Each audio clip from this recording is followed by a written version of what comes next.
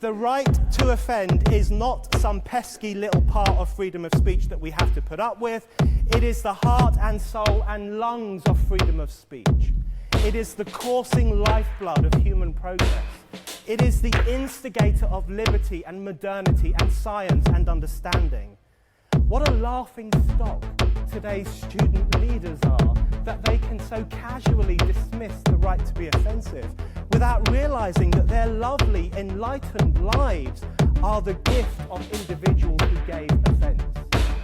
Offensiveness is not just something we have to begrudgingly accept. Offensiveness is the motor of human progress. Now broadcasting from the Right to Offend Media Studios in sunny South Florida, bringing you the latest in politics, current events, art, and pop culture. This is the Whitfield Report Live with Sam Whitfield. But giving offense is good. In fact, it's essential.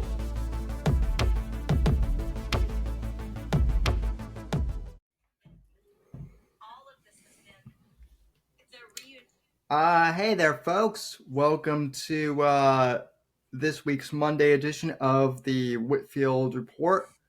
I'm your host, Sam Whitfield, recording here at Right to Offend Media Studios in Florida. And joining me for this week's episode is a very special guest, a longtime friend of mine. Those of you who have been following the show for probably at least the last 8 to 10 years, I know, will probably recognize this guest, but also considering that we have lots of new audience members, some of you might not know who this is, but joining me today is Jayson Veley, who is the host of the Jayson Veley program, the former head of Junior Factor Nation, which we will explain what that was in a sec, and one of the people who I wouldn't say gave me my start, but who I met early on and helped make the Whitfield Report what it is today. And he's had some time away from podcasting. I'm glad to welcome him back into this shit show that we call 2024. So welcome, Jayson. You picked a perfect time to come back to the political battlefield. There's a lot going on, Sam. I know I'm just kind of stepping into a hellhole here, I guess, but it's all good. We got a lot to talk about, lot to fight for in this upcoming election. So I figured now's as good a time as any. You're the only person I know. I'm not sure whether you're smart to do this or insane, but you're the only one I know who, like, at the 11th hour, when shit is about ready to hit the fan, you're like, here, let me just step in and see, if I can help fix this. But anyway, Sam, let me just say, off, I've done 3 episodes so far since I took my break. By the end of this show, if we keep talking this way, I might have to call it quits again if we keep going like this, talking about how I'm stepping into a shit show. Yeah, I don't know, man. Well, listen, I'm optimistic, and I'm glad to have you back. It's just stuff has gotten pretty wild. Yeah, so, sure. But anyway, starting off, I know your background story. You know mine, but just for the audience, because we have a lot of new listeners, relatively speaking. How did you get started in podcasting? Because I just celebrated my 16th year anniversary of podcasting, which is really unbelievable. And I think, well, thank you. And you and I figured out that you and I started around the same time, basically. So how did that start? I've recounted it for some friends, but I'm not sure if I've gotten the details right. Yeah. Well, funny enough, Sam, you mentioned you started broadcasting and political commentary in 2008. That's the exact year I started with, the start of the Obama administration and all that going on. Didn't start in podcasting. I got my start in actually local access television. I was in, I believe, 9th grade in high school, and I started a political access or local access rather, television show here in town with a good friend of mine named Connor, and we would just do like a weekly hour-long show on local access. I believe we would do it live. It's hard to remember. I think some shows we taped, some shows we did live, but it was just Yeah. basically an hour-long show where we would just talk about, you know, current events going on, just different political issues, giving our opinions. Looking back, you know, wasn't nearly as informed as I am now. We were just kind of shooting the shit a little bit back then. Sure. But, you know, it was fun, and it was a good introduction into politics for me. And then I would say over time, just started to take it a little bit more seriously and really get into it. And it just kind of evolved into eventually creating my own podcast and doing some work in college and writing different columns. And I just kind of let it snowball from there, just because I found it interesting, and I found myself to be very passionate about it. So it just kind of went from there. Well, you also appeared on Glenn Beck's old Fox I did. program, and that's, you know, to me that's wild that, like, you know, it was a long time ago, and you and I have actually both met Glenn Beck, and that was a long time. So you went on Glenn Beck's show, and then I actually wound up getting Ben Shapiro on my podcast before he was actually Ben Shapiro, which is wild to me. Yeah. But definitely. Yeah. So, and then you I know in college you actually, I guess, did some you did like one of those investigative journalism things where you actually, I believe, you exposed your college professor for liberal bias. Oh yeah. And yeah, I sure did. Yeah, I'll talk about that for a minute. Yeah, I exposed the hell out of him because he deserved it. Honestly, he was a creative writing professor of all things. It wasn't even like a political course or anything like that. It was a creative writing class in college, and this guy was just a typical leftist. I mean, he was just a classic liberal Democrat.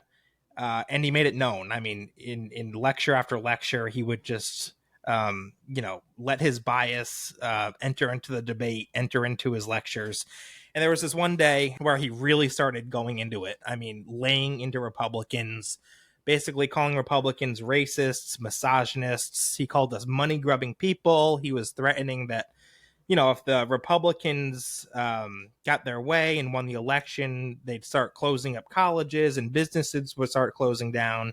And he's just talking about this to his class as if it's like a matter of fact, which of course it was, and it was all lies. And so I pulled out my phone and I just started recording him. I didn't know what I was going to do with the recording, honestly, but I just kind of wanted to document it. So I recorded the entire thing in secret, and I got in touch with an organization that I was working closely with at the time called Campus Reform. By the way, those guys are great. Got to give them a shout out. They do tremendous work over at campusreform.org. Got in touch with them. They took the recording, said, we need to send this out to the media. This is a big story. And so they took it. They got in touch with their contacts at Fox News and different media outlets. Long story short, within 24 to 48 hours, I was appearing on Fox News, being interviewed by Megyn Kelly. The state Republicans, actually, on the Connecticut House of Representatives, I believe it was, they actually publicly denounced what this professor said on the House floor. So it was a big deal. It made some big waves. And I think, I lost a lot of friends over it, honestly, in college. It caused quite the controversy. But I don't regret it at all because the guy deserved it. I mean, I don't think we should be having that level of indoctrination, that level of one-sidedness in our colleges. I don't believe in it. So I did what I did. And just for context, too, I think this is important for people to realize, too. This was I believe I don't remember the exact year, but it was before Trump. I remember that. Yeah. This was And 2014, things. I believe. Yeah. Okay. So yeah, it was during my gap year. I do remember that. And believe it or not, like it's funny. I know you said things have gone crazy, but like were crazy then, but like compared to 2016, that was nothing. I mean, all hell broke loose, at least for me, once Trump ran for Yeah. president. Now, Yeah. I have to ask you, were you still active when Trump, like doing the podcast when Trump ran in 2016, or were you already kind of stepping away at that point? So I, let's I see. honestly don't remember. So 2016. So let me back up. So I graduated college in 2016. That would be in May of 2016. In I believe it was August of that same year, I moved down south to a small town called Jasper, Florida. Sam, I don't know if you're from Florida. Do you know where Jasper is? Yeah, It's like, I know. Yeah, I know where Jasper is. I haven't been there. I've been yeah. through there. I haven't actually been Yeah, real there small proper. town. But anyway, there's a real small radio station there. It's one of the only things in the town, but it's run by a man who lives in Valdosta, Georgia, which is probably about 40 minutes north of Jasper, right over the border. And I got in touch with this guy, and he asked me if I wanted to come down and help manage that small radio station in Jasper, Florida. And he said that I was more than welcome to have my own daily show on that station. So I accepted. I moved down in August of 2016, and I did. So I continued doing my show there. I just moved the Jayson Veley program over to that platform, and it was basically the same kind of format. And so to answer your question, yeah, Sam, I was doing it um, for a while Donald Trump was in office. I took some time off here and there, but I've Sure. always found myself coming back to it. Yeah. I So That's something that you and I have in common. I think we've both kind of stepped aside at various times, but I mean, I get pulled back in, not even so much because of the politics, but just because I love podcasting and just sure, being on air. yeah, Now, in my view, I honestly think that there's no doubt that Trump changed the landscape of the Republican Party. hmm For me personally, so much so that like I was initially like I guess more of like I guess you could say a neocon, like Bush era conservative, but then I was always open to Trump, and that side of the Republican Party basically outright rejected me. In fact, I was told that I would never have a political hmm career, which is funny because I wasn't really looking for one. Anyway, I was always more of a broadcasting guy to start. You and I both being, veterans of politics, which is kind of crazy at this point. I know. Um, how do you think Trump and the whole MAGA movement has changed conservative politics It's a from your big question. observation? Yeah, it's a big question. I think so. It kind of helps. You mentioned that we've been doing broadcasting for many years before Yeah, Trump even got into office. So it helps in that respect because it gives context to everything, right? It kind of allows us to look at how things were and compare them to how they are now. And I remember being on radio for years before Trump got into office and just absolutely hammering these, rhinos in office, Republicans in name only. These kind of, weak-kneed Republicans, the Mitch McConnells, the Karl Roves, the even though Karl Rove isn't in office, he's a rhino. These are, yeah, they're Republicans in names only. And I feel the Mitt Romneys, there was a ton of them, and I feel like those kinds of Republicans pre-Trump kind of controlled our party. I mean, our party was identified by these people. That's who we were. They kind of were in control. Enter Trump, he flipped that on its head. And I think those people, the Mitt Romneys, the Mitch McConnells, all these wishy-washy Republicans have taken a back seat to more staunch conservative views, and I think that's a positive. I think that's a win for the country. I think that this country thrives when conservatism is allowed to govern the country, as opposed to moderate republicanism. And so I think Trump has really, really revolutionized the party, brought us back to our conservative roots. And I will say this too: Donald Trump has done tremendous things in terms of getting the young people to support conservative republicanism. Donald Trump is, I think, extremely popular with a lot of young people. He's done a tremendous job of getting young people involved and interested in politics. So it's just a win all around. I don't know if I've had the chance to share this story with you, but when I was in college, there was a period of time where after JFN disbanded, I was in college basically year round at that point and taking summer courses, and I took a break from the show just because I kind of had to, and it was the appropriate time to. And I at that point didn't really share what my political views were as openly. I didn't hide them, but I wasn't the guy who really brought them up. But at that point, the Republican primary was going on, and people would just ask me out of the blue, like, what's your opinion on the election? And I would kind of defer to them and be like, oh, well, what's your opinion? And I have to say, like, a surprising amount of people were like, I really like Donald Trump. And at that point, like, I wasn't really a Trump guy at that point. I was thinking, well, maybe Marco Rubio or someone with more conservative credentials, because at that point, I liked Trump. Growing up, I would watch The Apprentice and whatnot, and I remember seeing him in like WWE and whatnot. So to me, Trump was always a great entertainer, but I didn't know if he had the political bona fides. But I was open to him at least, and I remember asking people like, why do you like him? And a lot of people would say, well, because he's a businessman and he's been very successful, and I think that's what we need.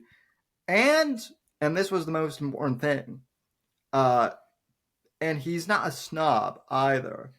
He said, I remember this one guy said, a lot of Republicans, they seem to be very snobbish and uptight, and it's just a bunch of, old, rich white guys. But Trump's different. He hangs out with, rappers like Ice Cube, and he's cool, and he's dated Playboy playmates. So Trump had a cool factor that not a lot of Republicans had.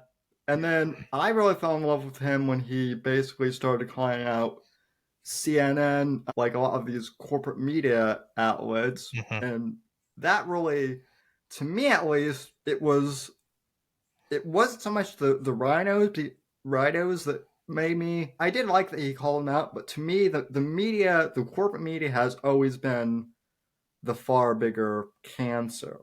And so he did a lot to really upend them, I think. Yeah. And just, I didn't mean to interrupt, but going off that point, Sam, I think that's another big reason why so many people back Trump and love Trump, because for years before he entered the political arena, you had a lot of conservatives, myself included, infuriated, right, by how the mainstream media would treat us, their bias, how they were basically in the pocket of the Democrat Party. And we didn't have a real voice at the time against them. We basically had to witness it happen and couldn't really do anything. Then Trump comes along and he basically holds up the middle finger for all of us to these people and says, F you, and really stands up to them. And so it's just kind of like something that we've been waiting for years, So it's just, Trump is a voice for all of us. It wasn't even so much that. The bigger problem I had was I would always say that the media, that the mainstream media was biased, and people would go, what do you mean? Like they wouldn't believe me, and I would try and give them examples, and for whatever reason they never saw it. And then when people started smearing Trump and people who were adjacent to Trump too, that's the other fascinating thing that happened. A lot of people started to wake up.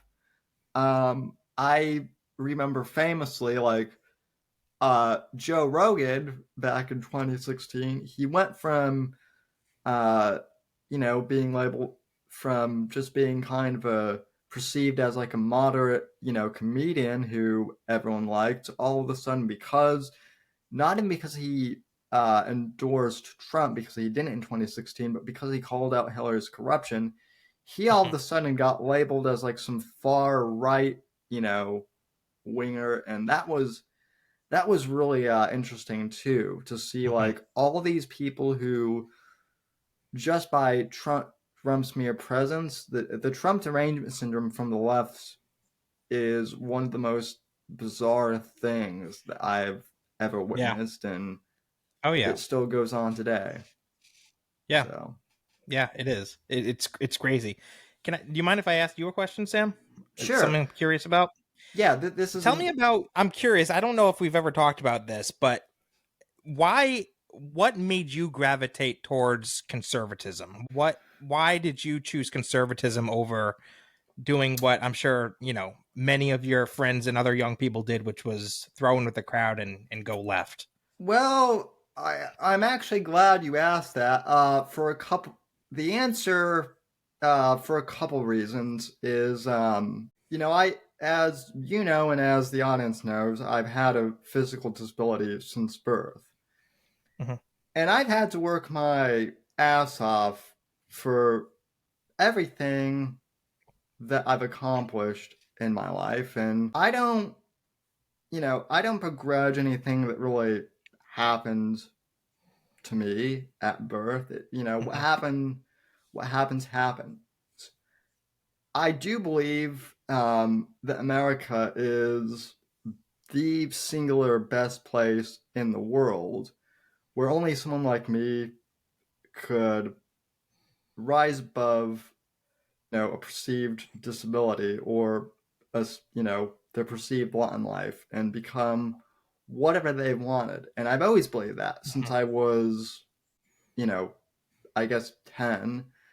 So to me, conservatism has always just been, the appreciation of American exceptionalism. Yeah. And the other thing I hate is that the left loves victimhood, the far left, and I differentiate between liberal and left because, now they're kind of one and the same thing, it seems. But conservatives, contrary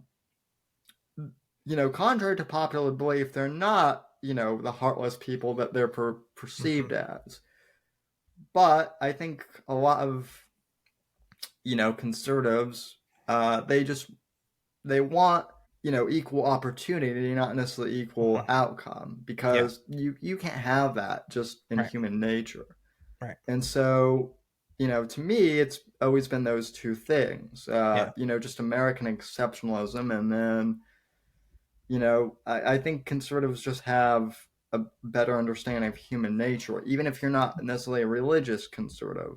And then also, kind of around the time I started podcasting, I also have to admit that one of the reasons I kind of gravitated towards conservatism was because it was kind of the counterculture thing to do at the time too. And I've always kind of been a bit of a rabble rouser in that sense. That's why we love you, Sam. So, yeah. But no, like I said, this is an open conversation, so feel free to ask me anything as well. Yeah, definitely. Well, what I will say is that it's interesting you bring up, victimization, right? Because that's if you really think about it, that's kind of at the core of, or at least one of the core tenets of the left's strategy, right? Is breaking up all of us, the American people, into different groups, right? Based on gender, based on sexual orientation, based on religion, and then finding different ways to classify each individual group as victims, right? Women, you're victims of sexist Republicans, and those mean, hateful Republicans don't like homosexuals or what have you. It's this victim culture that the left perpetuates election cycle after election cycle, and they do it for votes, because what they do is that once you're a victim, they come in like the heroes and say, yes, you're a victim, we will save you. The Republicans don't. The Republicans want to keep you as victims, which isn't true. We, the Democrats, will come in and save you. That's their strategy. It's sick, it's twisted, but that's what they do. Do you agree? Oh yeah, absolutely. And something really weird has happened too, which is, even if you're like, I actually know people who were liberals. I'm sure you might know of a few of them too. There were a lot of liberals I know who stepped out of line with the left because, various reasons. And so they've automatically been labeled right wing when they're not. And, I welcome that as an opportunity to welcome more people into the party. It's one of the things that was really bizarre to me was during the whole movement when that happened in 2014, and even after that, they started canceling deceased people who weren't even around anymore. I actually talked to a former Playboy playmate who told me that Hef actually got canceled even though he had been dead for a couple of years. Why? Because he had once been friends with Donald Trump. Of course. And so because of that, even though he had been dead for like 5 years, he had become persona non grata. And that was weird. And like even now with with Bobby Kennedy, that's wild that we have like a former Kennedy now endorsing Trump. Yeah. And my co-host Max is skeptical of RFK, and for some valid reasons, but I think it's really interesting that like now we've got all these previous liberal, like even Bill, I don't know that he's going to endorse Trump. I know that he still dislikes him, but the fact that Bill Maher is now saying that, like, the left is going too far, that's a shocker. I never thought I would hear Bill Maher tell the left that they need to cool their jets, or that I would be seeing, lefties booing Bill Maher for saying that like transgender ideology doesn't belong in school curriculum. Right. So yeah, that's wild. Yeah. The liberals have definitely moved further and further left. I think they were moving left gradually pre-Obama, and then Obama got into office, and I think it kickstarted things into full gear, and they went full on socialist. Many of them. I talked about this on my podcast tonight, how because I was playing the audio of Kennedy endorsing Trump, and I was using it to make the point that there used to be, decades ago, the Democrat Party, it wasn't uncommon to find at least sensible Democrats. Democrats that had common sense, Democrats that were a little bit more moderate and actually, respected the Constitution and believed in American exceptionalism. JFK was one of them. Yeah. Cut taxes across the board in 1964. When's the last time you've seen a Democrat do that since then? You don't see it anymore. You just don't. Democrats don't believe in tax cuts. And so what's happened is that they've moved further and further left. And they like to say that, conservatives are the ones becoming more and more radical, when that's not the case. We're more outspoken now because we need to react to what's going on in this country. We need to react to their radicalism. That's what we're doing. That's at least the way I see it. So I have to ask you, what do you think of Bobby Kennedy in particular? And then also, what do you think of Elon Musk and that whole saga? Because that's interesting as well. He's another former lib who now has come fully over to conservatism. I mean, he endorsed Obama in 2008, and I've always respected Musk because just the man is a little genius, but I do find his shifts be quite fascinating.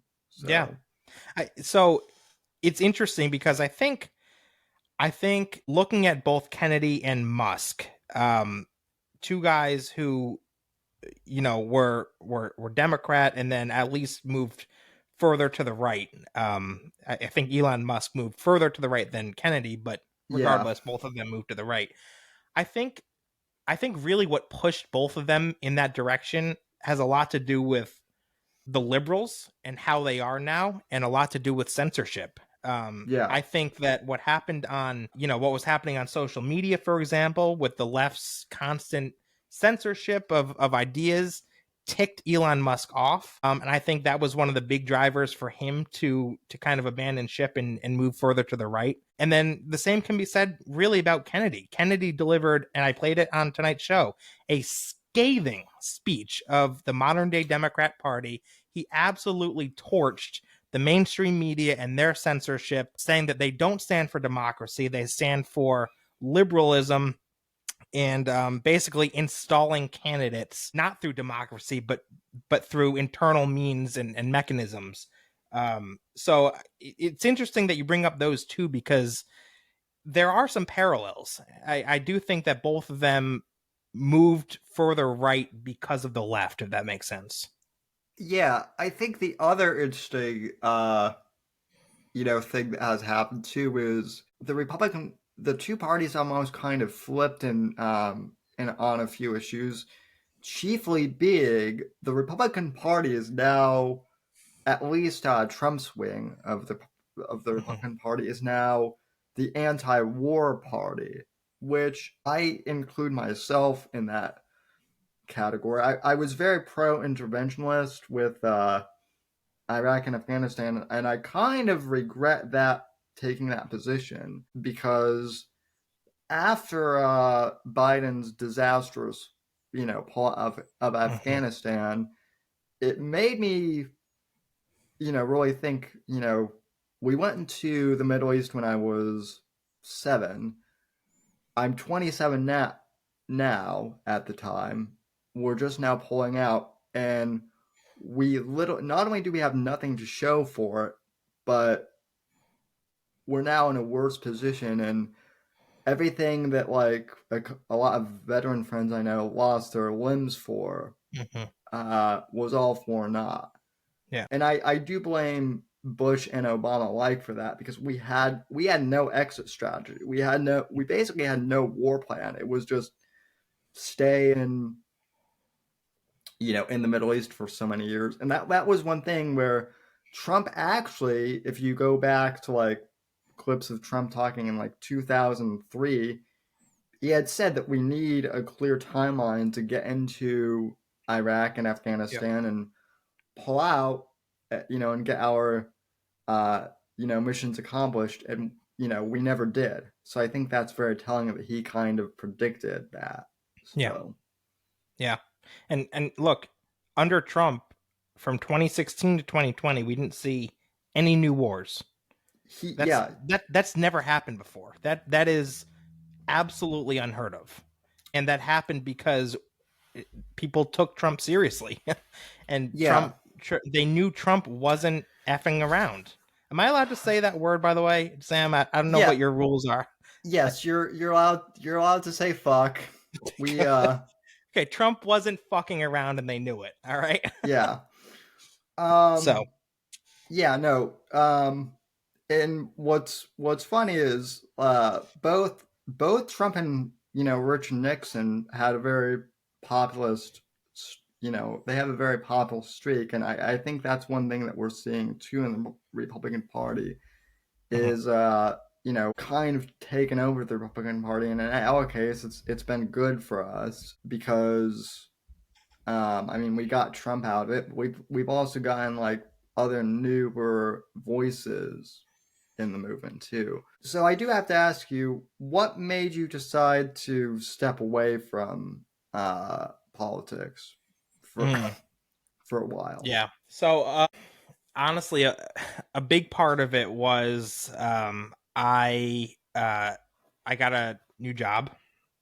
It's a it's a great job. I love where I work. Won't go into specifics, but really Sure. like it. Love the people that I work with.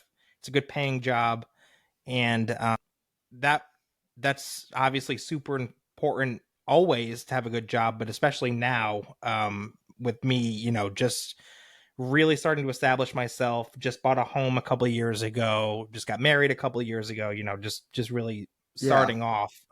That's obviously super important.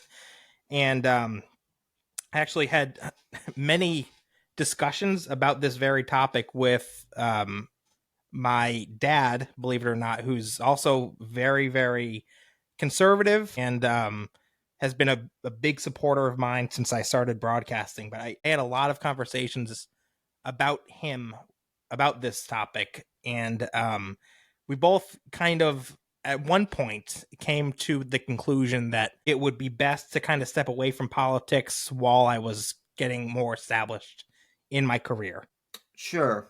And the idea was that, my dad brought up the fact, and I agreed with him, that, there's a lot of targeting of conservatives that goes on. Not saying my company would necessarily do that, but just in general, there's a lot of targeting of conservative thought out there that goes on. And in order to not put myself out there and put myself potentially in jeopardy, I thought it might be a good idea to just kind of lay low for a little while. And so that's kind of the big reason why I stepped away for the time that I did.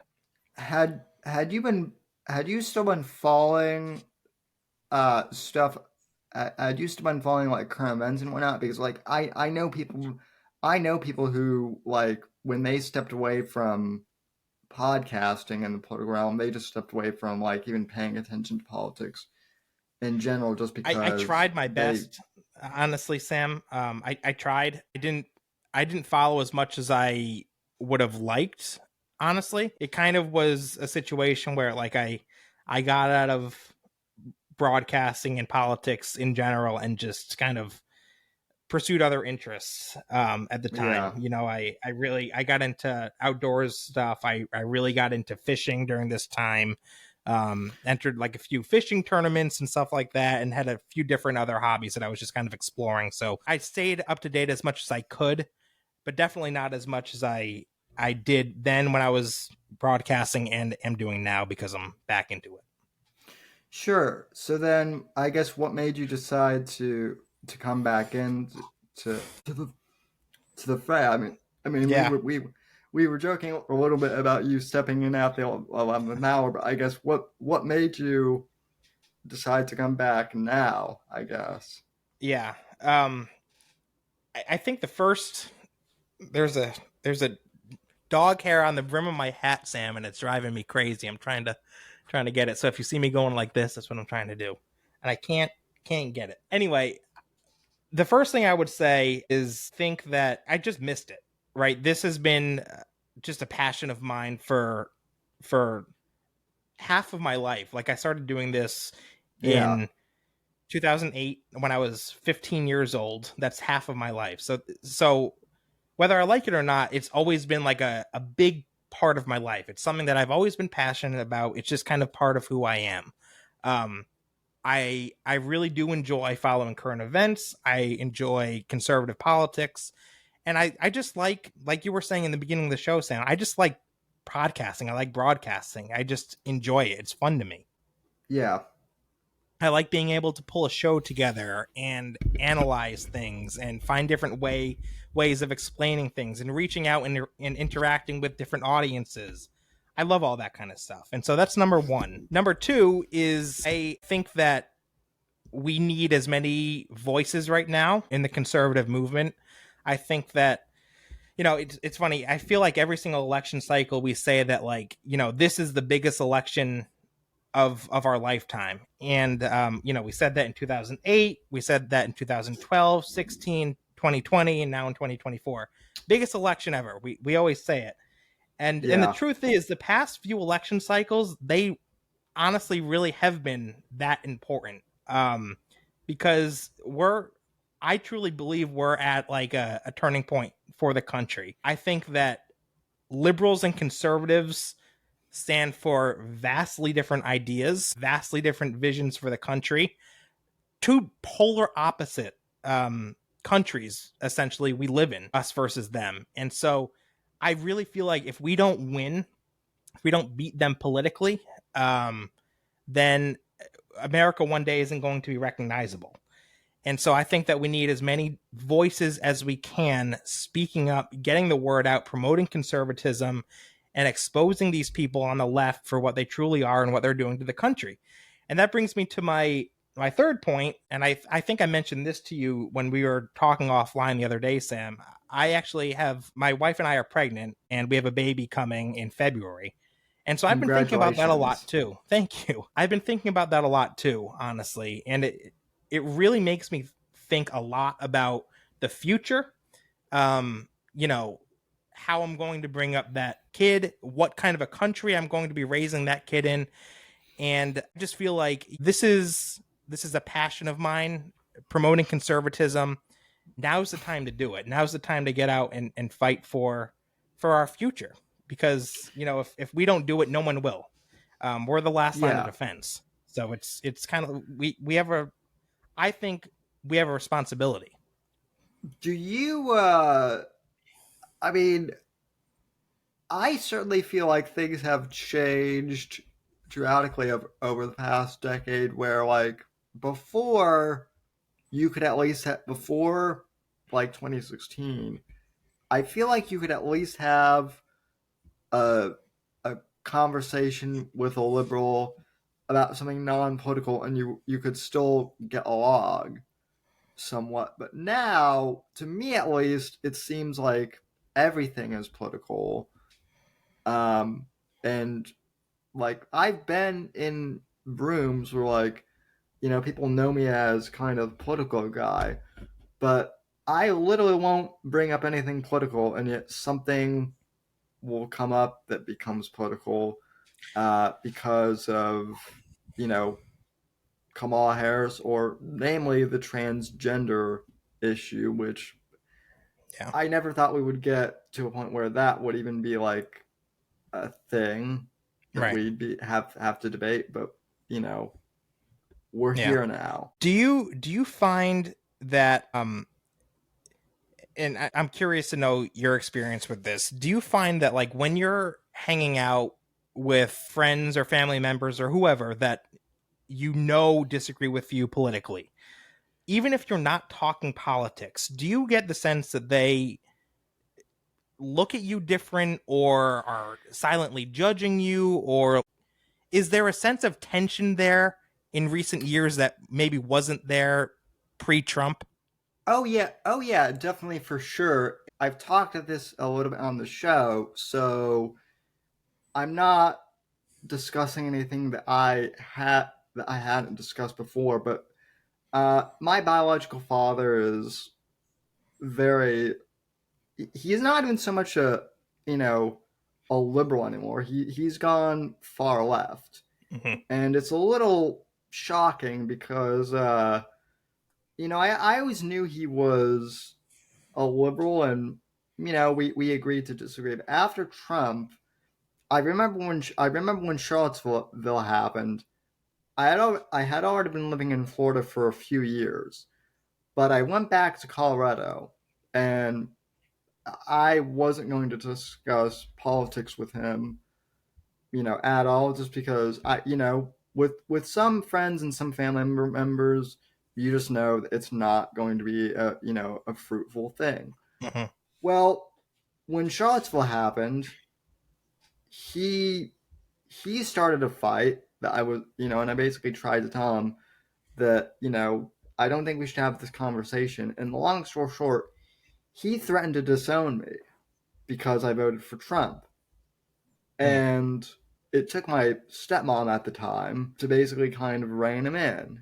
And, and it was really at that point, like, I was shocked that it kind of, that it was him that did, that, like, threatened to disown me basically over Trump. And I'd heard of that happening to, like, other conservatives. I've heard of friends who have literally been disowned by their parents for voting for Trump. It's kind of like how gay kids used to fear about, being disowned for coming out as gay. That's kind of what it's become now. Right. And so just that level of, and the thing it is these people don't, like, there are people who hate Trump so much, they literally think he's Hitler. And it's so bizarre, as someone who has had, both my grandfathers, fought in World War II. And, so then to have family members, disown you or, attempt to disown own you because they think Trump is Hitler is just, it's shocking. It's terrible when you see that kind of treatment. And it's sad because I have a lot of liberal friends. I shouldn't say a lot, but I do have some liberal friends, and like I'm able to separate politics versus just being a friendly, nice person. It's I'm not always looking at every single thing, especially when I'm hanging out with my liberal friends, through a political lens. I'm able to take those goggles off when it's necessary. And I feel like a lot on the left struggle with that. I feel like they're the ones many times, and I'm not saying everyone, but many of them, based on my experience, are always looking at everything through a political lens. And if you disagree with them, even if you're not talking politics, they're going to judge you, and you're going to know that they are judging you, Yeah. It's particularly interesting with the whole excuse me. It's particularly interesting with the whole LGBT thing, because my position on that has always been largely, I don't really get it. I don't support it personally, but I don't really care either. If it's not an issue for you, it's, I basically don't care what you do in your bedroom, right? That's always been my position. But then for people who insist that you're using the wrong gender pronouns or something like that, when you've just met them and you don't know, or if they're just screaming in your face about, this gender stuff. I mean, it's a little insulting as someone who has a physical disability to all of a sudden have to compete with people who, I'm sorry, are mentally ill and who make up, adversity to try and get sympathy points for. That's something that, like, even the liberals 20 years ago would have been like, WTF. And I think that's why a lot of old school liberals, I hate to use that term, are coming over to the Trump side now. I mean, I'm glad, but it just shows how far the left has gone. Like, even some, I guess, more moderate liberals are now switching over to the, Republican Party. But, that's what happened with Reagan back in the, 80s and then. Yeah. So. Yeah. I mean, going back to this current election cycle, the race, I mean, the radicalism of Kamala Harris and Tim Walz is it's on full display. And I think, I mean, they don't, it's ironic because Kamala Harris hides and doesn't go into specifics about her policies, but we all know, based on what she's done the past 4 years, we know Tim Walz and his record. These people are radicals. Look at the whole issue of uh, minors undergoing sex change surgery, and that whole situation where parents don't even need to be notified in Minnesota if their own child wants to undergo a sex change surgery. That to me is about as radical as it gets, at least in terms Yeah. of culture. Yeah. And that's the other thing too is the culture war, that was always something that I remember you and I were talking out when we were doing Junior Factor Nation out our network. And a lot of Republicans back then were like, "Oh, the culture war doesn't matter. It's just kids stuff." And it was frustrating because like you and I both knew that it was important, but a lot of Republicans then were they were only concerned about economics or whatnot, Right. which is important, but like the problem is now the culture war, you are starting to see a lot of this become policy Yeah, you are. related. Yeah, And for sure. it's I mean, I think that's another reason why a lot of people are.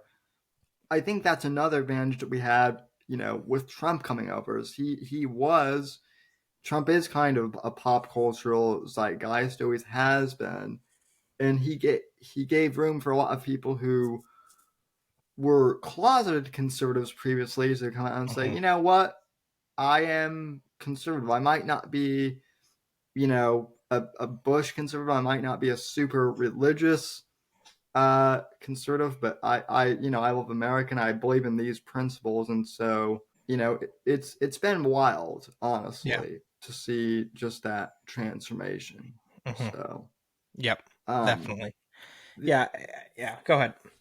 the other thing I was just gonna say, just as an antidote, I actually got a call from a friend of mine who I haven't talked to since high school, and he's a friend of mine who's black, and he was a staunch Obama supporter back when we were kids because, like a lot of young black men, he was under the impression that Obama being the first African American president would be a great and wonderful thing. And I actually, from his perspective, I can understand that. But we were talking that night, and he actually told me that he supports Trump because he's realized that Trump not only has Obama not helped African Americans, things became way worse. And then Kamala Harris, you just talked about her policies. What about the fact that she's incarcerated more black men for basically victimless crimes? And Biden signed the 1994 crime bill, which incarcerated more black men. So that's been very interesting to watch in particular. Right. Even like Black Lives Matter is now endorsing Trump, which I never thought I would see that, but Wow. that's I where haven't we heard are. of that. Are they really? Yeah, the Wow. yeah, the head guy who one of the founders at least endorsed Trump. That's insane. And it came on the heels of the assassination. Boy, that was a scary moment, wasn't it? That day, I was I was shook, honestly, for the rest of that day and the next day. That was a really, really scary moment. Yeah, I don't know about you, but I that was one of those moments where like someone texts me in all caps, Trump had gotten shot, and I was like, what?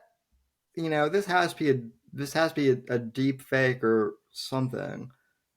And I I saw the clip, and at first it took me a few times viewing it to like see what had happened, and I'm like, because at first I didn't even see it because the bullet, went by so fast. I'm like, did he even get hit? But then I saw it, and it was like, wow, they, the guy missed by an inch, and then just the aftermath with the whole Secret Service thing. That's been, you know, that was pretty wild Yeah. to I see too. I mean, I'm not a conspiracy theorist, Sam, but something is up here. Like it there's so many things in this situation that just don't make sense, and just so many questions that I feel like have gone unanswered. Like how did this guy get a ladder, get up on this roof, and nobody took him out? Like we know that they saw this guy. No one took him out. No one did anything about it. Like, what was going on? It's crazy. Yeah. Well, I mean, I think Tucker Carlson said it pretty, well the other, like 2 months ago, he predicted, or, well, right before the assassination happened, he actually predicted, the left has failed to jail him successfully. They failed to impeach him, and so assassination is the only thing left on the table. And lo and behold, they tried that. And, the thing that shocks me even more than that, though, is after Trump's assassination after the assassination attempt on him, I thought, okay, this election is over and it's in the bag. There's no way the Democrats can even muster support, now. And then, I still think Trump is going to win, but the fact that Kamala Harris has gotten as far as she's gotten without, I mean, she hasn't done interviews I know. for 40 days, I think. Yeah. Her speech at the DNC, I didn't watch it live, but I saw clips of it, and it was all about how bad Trump was. There weren't any policy positions whatsoever. Right. I'm not really surprised because Tulsi Gabbard took her out of the Democrat primary. So she, even amongst Democrats, she literally has no standing. And yet we're suddenly supposed to believe that she's the anointed one. One thing I definitely do believe now is that there definitely is a shadow government that runs, the deep state does exist. I'm not sure if it's a smoky room type deal, but there is some, if definitely with Biden and Harris, the presidency is a vacant shell. They don't run anything. Yeah. So I mean, it's you're right, and you look at like Joe Biden. I mean that guy. I know we joke about it, but it's kind of like mostly true. That guy didn't know where he was 95% of the time. Like he especially towards the end of his presidency, like he was clearly incapable of leading the free world. And you have to figure that, at least during that time period, probably mostly throughout his presidency, he had a bunch of other people calling the shots, without a doubt.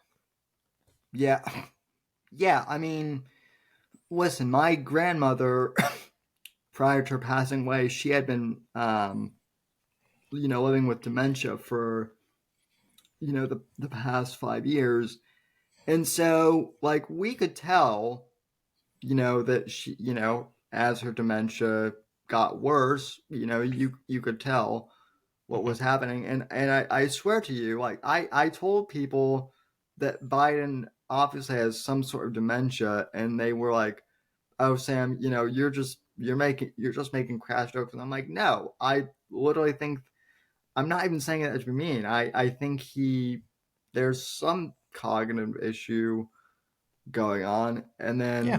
then, basically I watched that debate on, that was hosted by CNN, which CNN set up to make Trump look bad. It was supposed to be a you know, it was supposed to be a shoe-in for Biden. Mm-hmm. And even with all their, tactics, that was Biden's death knell. It was so Yeah. bad that like the media couldn't spin it, and so they panicked and they dumped him Mm-hmm. for Kamala Harris.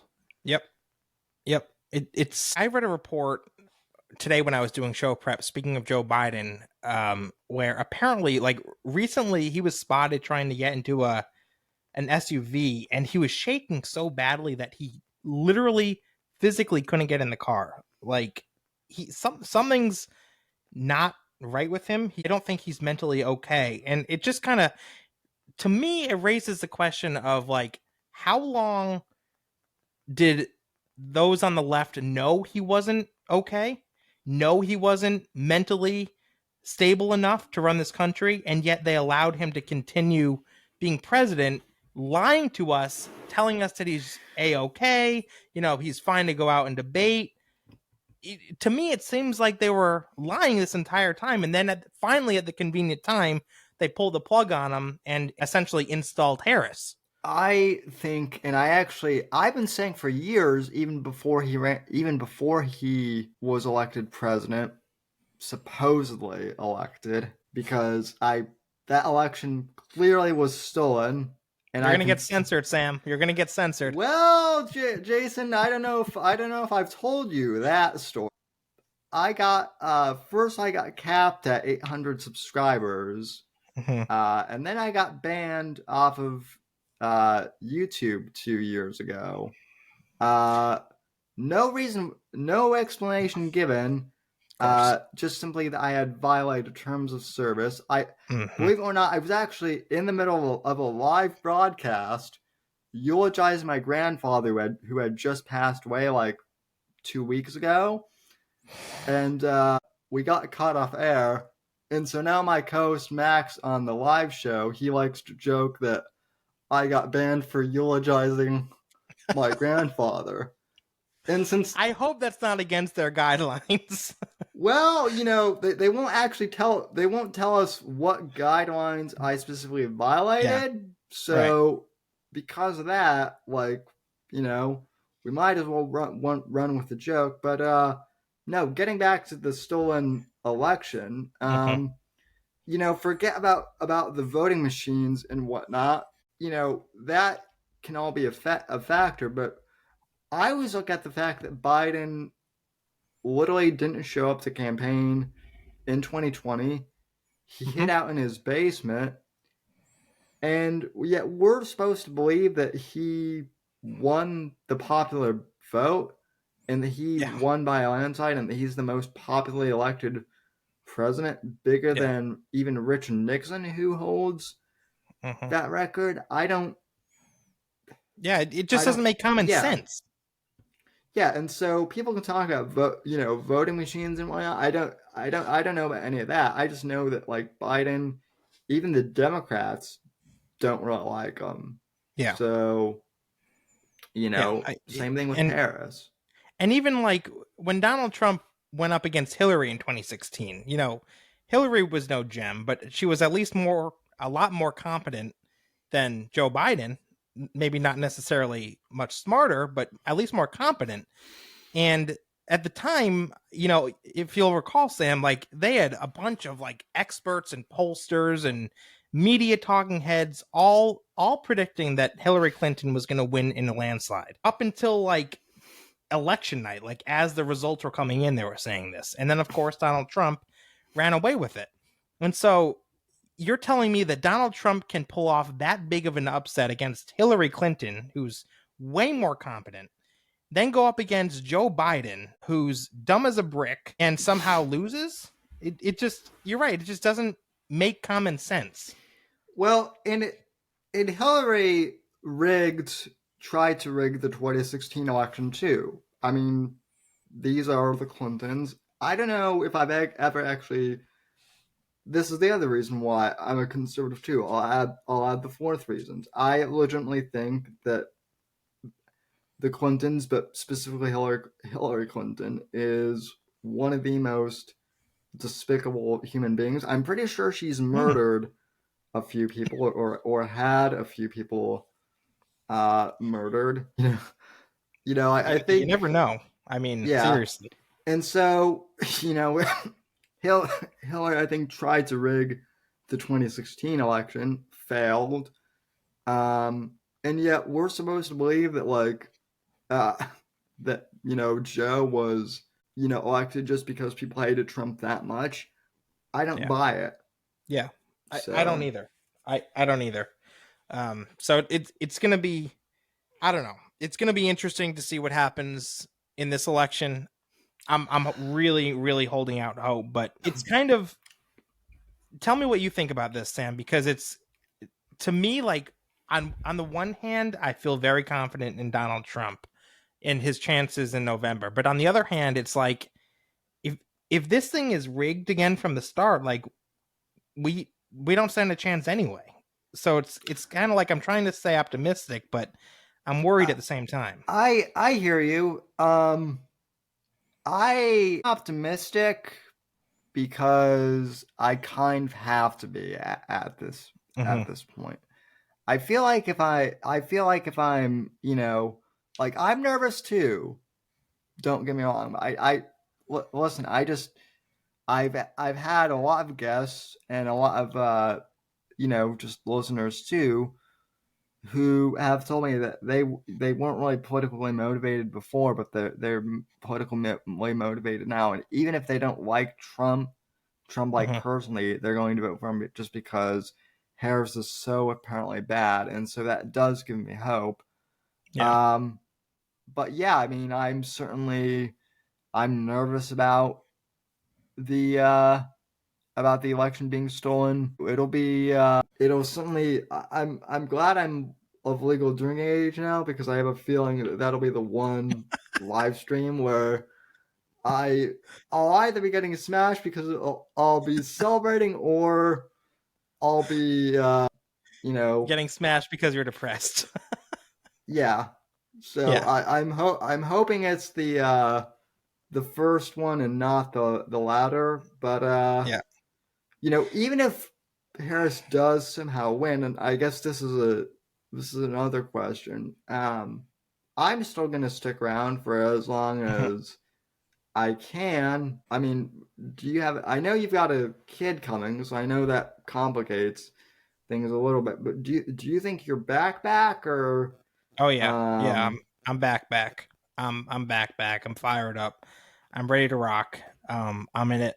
It's like I never left. Honestly, I'm back, and I'm yeah. really glad to be back. Honestly, Sam, it's been a long time coming. It's going to be, once the baby comes next year, it's going to be a little bit tougher. But I've talked to my wife about, sneaking away for doing a couple podcasts a week, and she's okay with it. So as far as Well, I'm concerned, I'm not going anywhere. I'm happy. I'm happy to have you back, and I'm happy to help out as well. And you know, we I've at least met some. I've met some extraordinary people in this business. You're one of them, and Thank you. you know,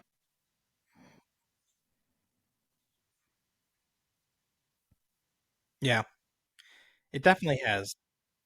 where can people find your program? And Yeah, so I'm working on a website. I'll let people know what that is when that goes up. That'll be kind of the central hub. But for now, people can find my podcast on either Spotify or Apple Podcasts. I think it's on a few other podcasting platforms as well that it yeah, gets distributed to.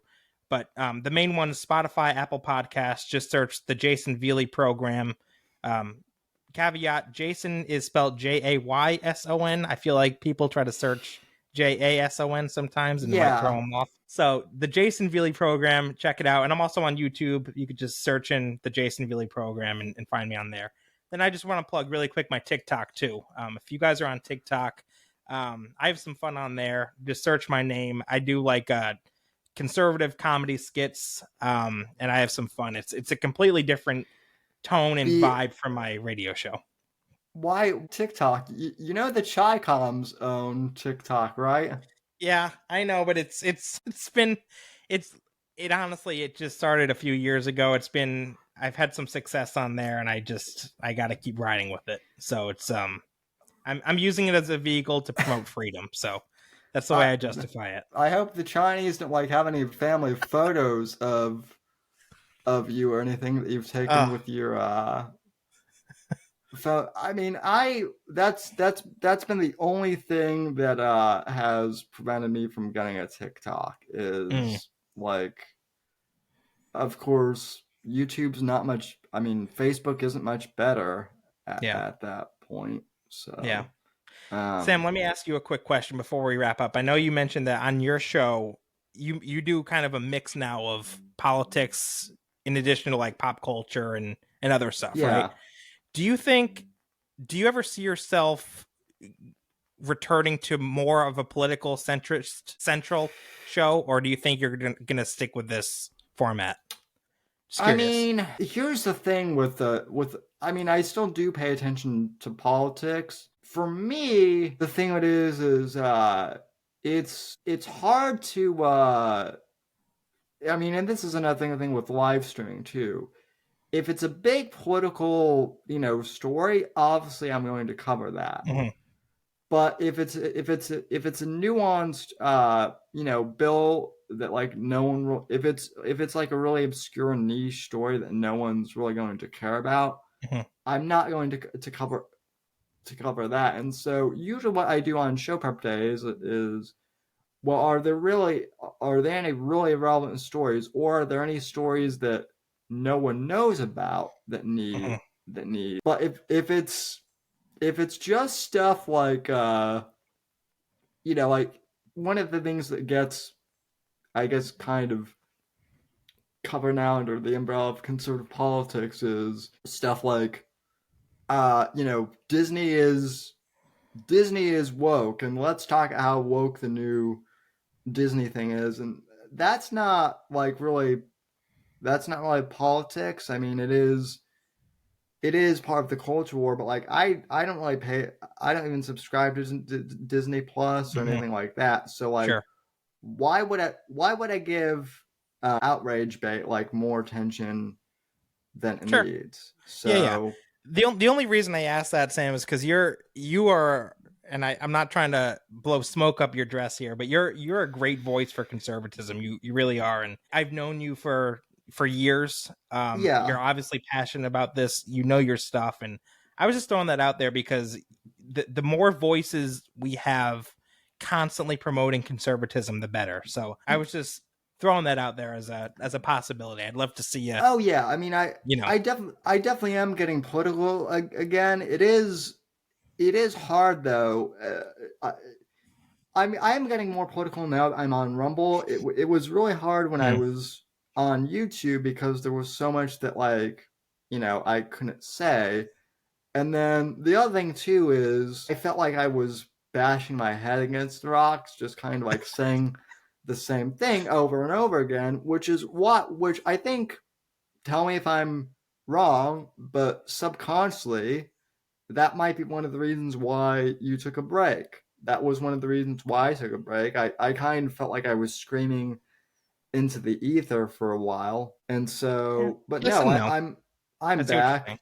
So the other thing is, I have Max now, and he keeps things interesting because he's kind of, I don't know if you've seen any of my episodes with him, but he's kind of a wild card. So things are interesting. Always good to have a So wild card on the show. Keeps things, like you said, keeps things yeah, interesting for sure. it is. No, I mean, I've always been political. I'll tell you what has changed though is like since I've started doing the interview format, like I'm a fan of Joe Rogan's format, and Yeah, so I've just kind of taken that and like instead of just doing strict interviews, now I like to have conversations with people yeah, because I feel like those are more natural as opposed to, the strict like, you know, 15-minute segments and then take a break and then, sure. you know, there's just you can't cover a lot of background whereas like with a 2-hour interview, you can cover a lot of ground. Oh yeah, Like I yep. actually I've talked to a couple of former Secret Service guys on my show, and just to hear their perspective on the assassination and what went wrong with that, and also just to hear stories like one of them served under Reagan, and so just to hear like what Interesting. Secret Service protocol was like back in the 90s, that was fascinating, and the whole thing with the Cold War and whatnot. Yep. So yeah, for sure. Well, how about this? Whenever you want a more political episode, I'm more than happy to hop back on and chat with you, and the other way around too. I'll find some time to get you on my show, and we could chat on there. When you're always welcome to come on the Wednesday show. Okay. I'm sure people will watch this episode, but I mean, the one thing about chat that's great, and I will be broadcasting this, premiering this on Rumble, so chat will see this even though it's not live. But the one great thing that's great about doing live streams is chat is very curious, I've noticed, and so they'll bring up topics or questions that like I hadn't even thought to bring up, because like a lot of my audience, a lot of my newer audience, I should say, they're not as they're newer to the whole political thing. They're conservative, but they're normies basically, who are just now kind of starting to become politically active, and so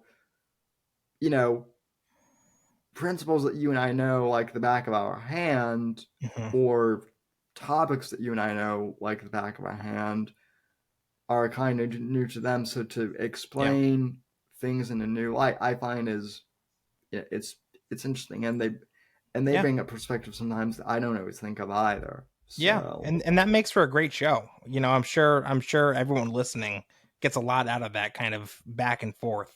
That's a really, really engaging way to do a show. Yeah, I'll send you some of my interviews, although I hope you have some of them. I hope you have a time to sit through at work, because some of them are like 2-3 hours long. Yeah, but they go by just like that. Yeah, so, I'll check them out for sure. Yeah. So anyway, anything else you've got on the dock? I don't want to keep you too long, but no, yeah. honestly, that's we covered a lot. I think that was a great conversation, Sam. Honestly, just yeah. Go ahead. Are you still writing books at all? I actually brought up your post-apocalyptic zombie book in one of the previous episodes. Thanks. Yeah.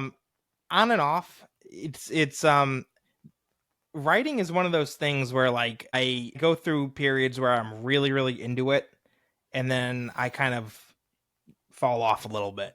And I wish that wasn't the case, because I really do like writing, but it's just my problem is when I start writing a book, I reach a point where I start thinking about like, okay, like when I go ahead and finish this book, like what's my plan for like publishing it, and how am I going to advertise it, and am I going to, is it going to be worth it? Are people going to buy it? And I get all these questions in my head, and I'm my own worst enemy, because I set up these roadblocks for myself with my writing, and it always ends up where I just drop it. And I have so many books, honestly, Sam, that like fiction books that I've started, I've gotten like a quarter of a way through with them, and then they're just done. Like I just stopped writing them. I have so many unfinished books. It's unbelievable. If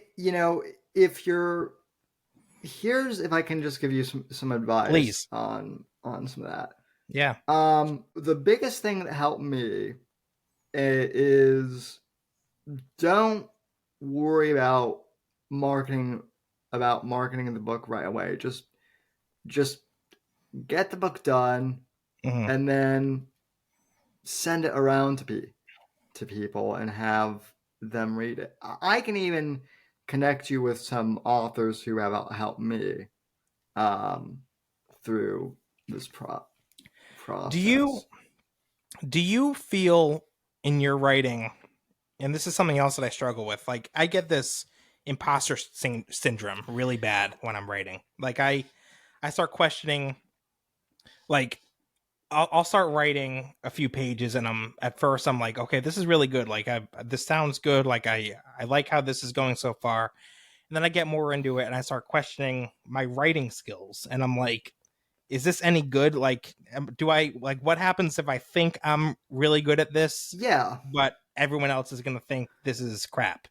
You know? I believe it or not, I still get podcast or imposter syndrome at times. Mhm. Yeah, I do. I'm not bragging, but like I have, like I'm friends with some independent authors who are like bestsellers, not necessarily on the New York Times, Mm. but they sell, but they sell like, you know, they make their living off of independent publishing now, and I'm like, Mhm. I'm friends with these people now, and I'm kind of in their circle. Like, what am I doing here? It's been Mm. it's been an honor, but it's also it just so whenever I But write, I have to mainly focusing on writing. The other yeah. thing that's the other thing that's easier for me is like because I write political thrillers, I can say things in fiction I can't say on the show Mm. because it gives me a little more cover to Sure. just kind of go off into conspiracy theory Mhm. land Yeah. if I want to. Whereas like with the show, I kind of have to, you know, I can't pull too many things out of my rear. But how do you not to go too far down the rabbit hole, but like when you are writing and you start getting that imposter syndrome, what like how do you set that aside and just like keep going with writing? Like what have Usually, what will happen with me is like I'll go back. Well, a couple things. Sometimes like I'll just put like I write on my iPad a lot, so sometimes I'll just put the iPad down or I'll close my MacBook and I'll just go do something else. The other thing I'll do is sometimes I'll pick up like the books that just inspired me to start writing again you and go from there. It just kind of gets me motivated again. The other thing too is like I do I do suffer from writer's block.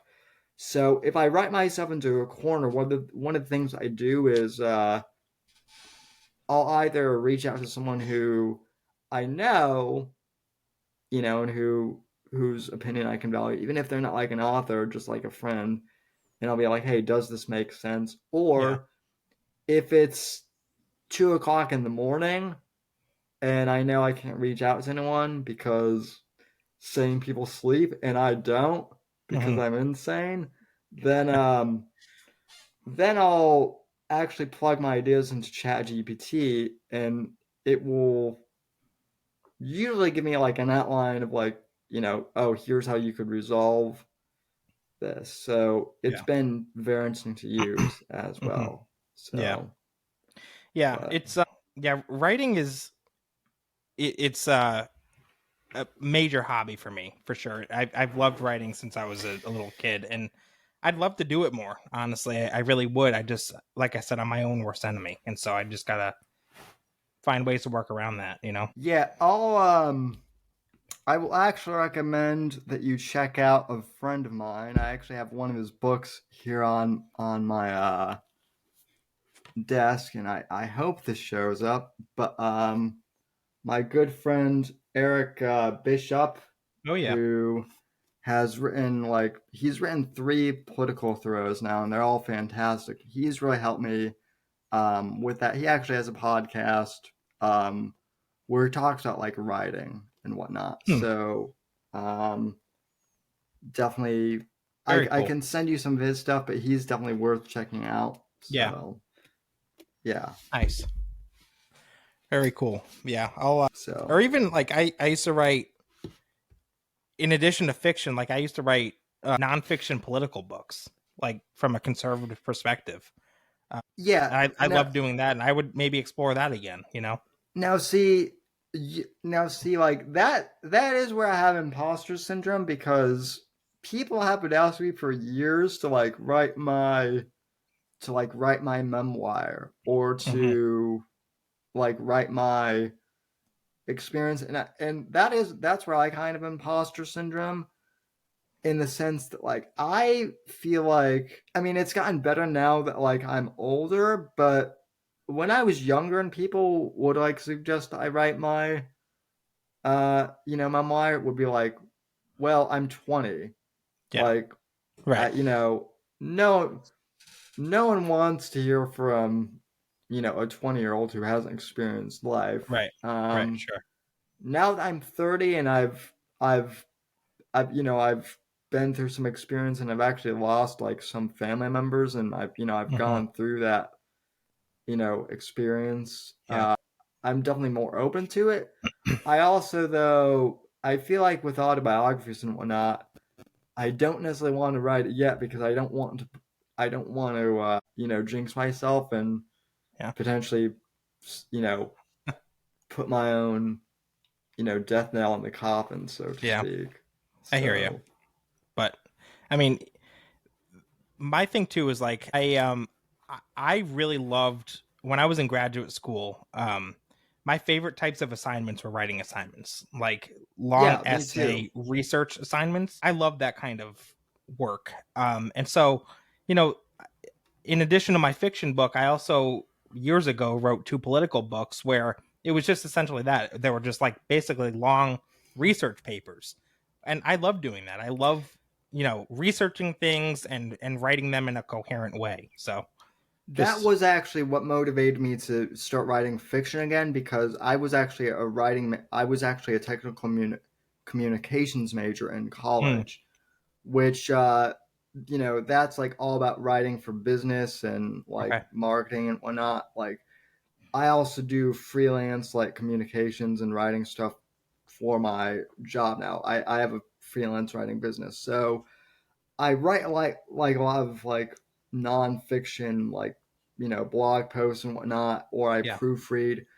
So like that's one of the other reasons why I got into fiction, or back into fiction, was because I got so bored with like writing nonfiction constantly that like I was like, okay, I got to get back to like creative writing again, because I haven't done anything for like at that point 5 years. Yeah. So, have you ever done any script writing? I have. Actually, it's funny you mentioned that, because I wrote a screenplay when I was in college. I did too, actually.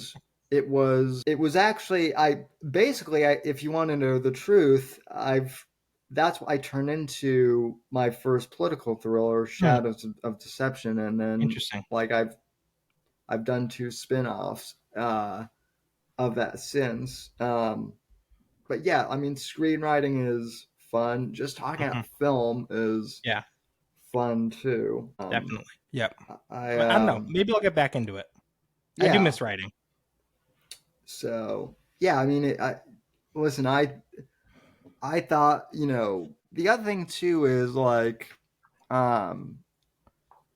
is with every book I've written, I've gotten better. And even if you have like a really good book, you publish it, like you'll always go back and read it and find mistakes. I remember watching an interview with Martin Scorsese, and he actually said that like he can't watch Goodfellas or really any of his movies, because when he watches them, he always is like, oh, well, I should have done this there instead, and and he's watching the final cut of the film. So I think all creatives second guess themselves to some extent. It's just different variations. So is that the case with your podcast too? Like, do you ever go back and listen to your old podcasts at all, or no? Well, it's funny you say that. So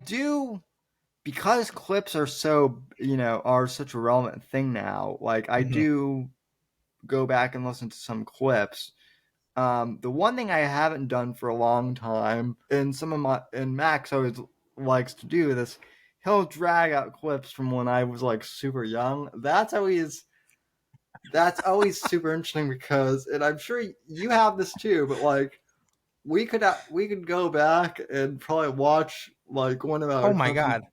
and just be like, oh my god, the cringe, or We should do a show sometime, me and you, Sam, where we just play all of our like old broadcasting political clips and just laugh at ourselves. yeah. I remember I found some. I can't remember what the subject matter was, but I remember there was one clip I found where I was like, I was ranting about something, and I was really pissed off. But it's funny because like I can't remember what I was pissed off. I can't remember why I was pissed off that You don't know the day. context of it, yeah. Or just like I look at things like my old setup, like when I was still in Denver. Like I used to broadcast in my basement, and I'm like, oh god, the lighting was horrible. I should have had this, that, and Oh yeah. or just like trying to fix Skype or the or Spreaker or something like that. So Listen, we all had to start somewhere, though. That's what it comes Yeah. down to. So so anyway, fun to reminisce. oh yeah. I still remember some of the jingles that we had for like some of our old advertisers too. So, Oh yeah. Yep. Those were the days, man. yeah. Fun times. So Yep.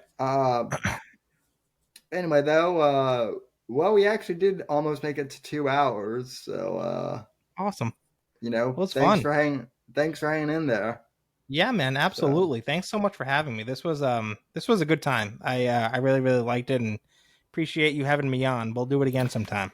Yeah, and I'd love to have you back, and Yeah. I might have to introduce you to the rest of the Right to Offend Media crew. I'm sure you'll find all of our cast of characters very interesting.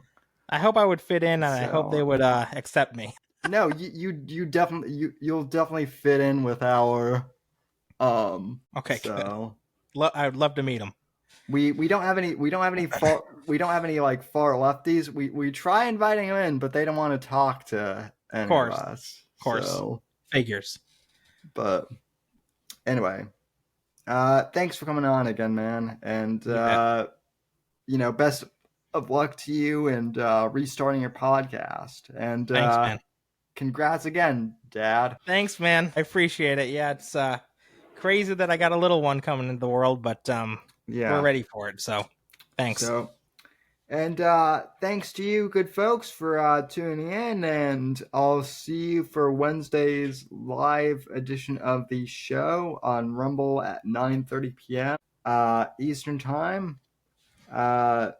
So thanks for tuning in, and God bless, God save this great nation, and God, freedom, and legacy in that order. Thank you very much. The right to offend is not some pesky little part of freedom of speech that we have to put up with.